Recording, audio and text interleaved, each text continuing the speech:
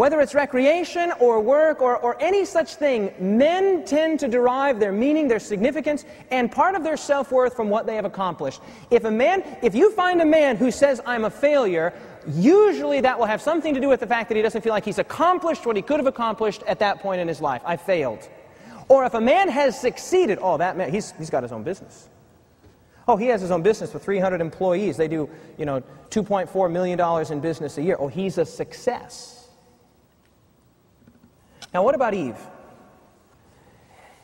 Based on both the pre- and post-sin descriptions of Eve's roles, and don't miss this, men, this is critical.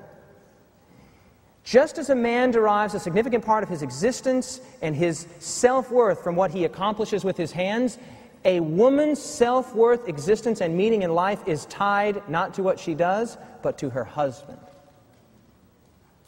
Do you see that? Yes or no? Pre-sin, what was her job description pre-sin? She's a helper. What did God say about her role post-sin? Your desire will be for your what? Husband. Now, beloved, don't miss that. If a woman derives a woman, in this case your wife, if she's deriving a significant part of her worth, her self-worth, her value, and the reason for existence from you, and that is not going well, or you're working too much, or you're an absentee husband and an absentee father, if her meaning for life and existence for life and reason for existence is tied up with you, this is going to be very determinative for how your relationship will work itself out on a day-to-day basis. Because here's the thing, friends. You're not going to like this very much. I'm going to say it anyway. If a marriage is falling apart, I get myself into trouble when I tell this to men, but I'm going to say it anyway. If a marriage is falling apart, it is always at least 60% the man's fault. Now, I'll put an asterisk there and say, in the rare occasion such is not the case. The rare occasion, less than 1 in 1,000. I want to repeat it. If a marriage is falling apart, it is at least 60% the man's fault. Usually more. Now you're sitting there thinking, perhaps, this preacher is crazy. He doesn't know my wife. Right? If he knew my wife, he would change that silly theory of his in 2 seconds flat. Beloved, listen to me. Your wife is taking cues from you. You hear me? If a marriage has fallen apart, it is largely because a man has not created the spiritual, familial environment in which a woman can feel safe and secure in that marriage. Amen. Now that stings a little bit. I'm not here to discourage you. Why is that? Why is it the case that it is primarily the man's fault whenever a marriage falls apart? It's because the woman's self-worth, not entirely, but largely, is tied up with you, with who you are. If you create a good environment, you'll have a good marriage.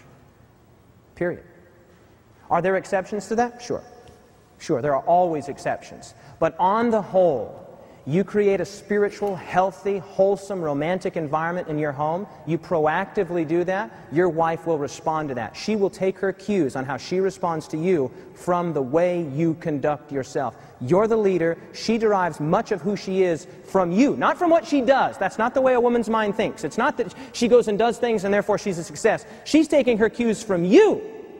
If you set the tone, she will follow. You set a negative tone, she will follow, and then you have problems. Are you hearing me, yes or no? Yes. Now, beloved, just understanding that one difference. You can literally remove a woman's reason for existence. You can shatter her entire world by being a workaholic. Right? You can shatter your wife's entire world by spending more time with your friends than with her. Right? There's not a man on the planet, probably, that doesn't have that wrestling tension sometimes with his wife about time with the guys or time with you, time with the guys or time with you. And that's always hard for us to understand. But friends, it's not hard to understand if we can begin to remember that you are the whole reason, the whole, I don't want to speak here in overgeneralizations, but I'm going to speak that way just so we can get the point into our minds. You are a significant part of the reason that your wife exists. She's taking her cues from you, and if she feels like she is just the caboose in your marriage, if she is just a part of your life, and you are the whole reason for hers, this will crush her out. Are we on the same page, yes or no? You are the engine that drives her life, her reason for existence. She is taking her cues from you, and if your wife feels like she is only one part of your life, one helping among the salad bar, then she'll feel crushed out, and you will have an unhappy marriage. Friends, if you have an unhappy wife, you'll have an unhappy marriage. Think about it this way.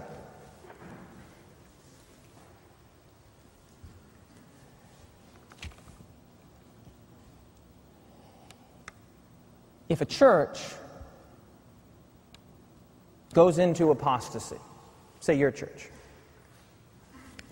and your church goes into apostasy because your unfaithful pastor is preaching apostasy, will God hold the church responsible, yes or no? Will God hold the church responsible if the church falls away, yes or no? Now let's think that through. Let's say you have a church of 100 people, and you have a pastor that stands up and preaches some craziness, right? And let's say that 70 members in that church fall away and go after the pastor's nonsense. Will God hold those 70 members accountable for going after the pastor's nonsense, yes or no? Come on, beloved, of course. Why? Because every one of those 70 has a brain and a Bible that can think for themselves. They don't have to go along with what some charismatic leader says. Does God hold them responsible? Yes. But who does He hold more responsible? The leader. Now, if we as men can say with almost unanimity here, with what would no doubt be unanimity, if we can say here that in that circumstance, the pastor is more accountable than the parishioners. Are the parishioners accountable? We all say what? Yes, but who's more accountable? The pastor. And we say, well, why? That's not fair. How come the pastor's more accountable? Because he's the leader. Now, if we can say with objectivity that is true in a church situation, then we need to say with equal objectivity that it is true in a marriage situation. If God has called you to be the leader and the whole thing has gone to hell in a handbasket, do all the other members of that family have responsibility and a burden to bear? Is there culpability there? Sure there is. But where does most of the culpability lie? With you. Amen. Now, let's move from that difference. I'm going to continue to unpack that difference. But men, that alone, I tell you, just understanding that your wife, even if you're a bad husband, that's the amazing thing about women. Even if you have been a pathetic husband, like a bad one, if you will turn around, your wife will love you just as if you had been a great husband all those years. God has put into the heart a willingness to forgive in the heart of a woman, if and when the man can step up to the plate and be what God has called him to be.